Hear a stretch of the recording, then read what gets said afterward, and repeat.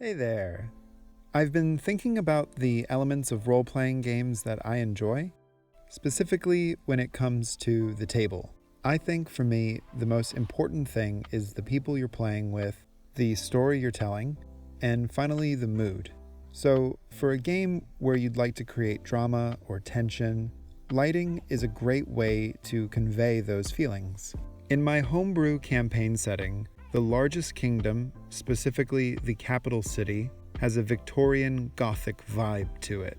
So one of the elements which I want, not only for the table, but also for interesting gameplay mechanics, are enchanted streetlights, lanterns that turn themselves on and off at certain times.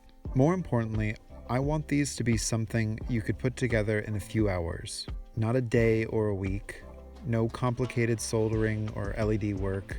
Just take some existing dollar store tea lights, dress them up a bit with some found objects, slap some paint on them, and boom, you have yourself some lights for your table.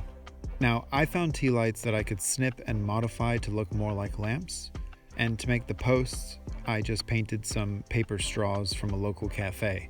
And to do the base of the lantern, I used the dropper from the inside of a bottle of food coloring. Wherever you live, you may have tea lights with different batteries, which means you could probably cut and modify the bases as you like. You also probably have your own strange bits to add decorative details onto the posts. But this is what I had on hand, and I think they're perfect for my setting.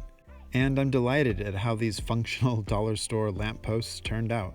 Not only can I use them for my D&D games, they could add some nice ambience to my friend's Blades in the Dark campaign. Anyway, I hope you enjoyed this quick little video, and I hope it shines some light on your future games.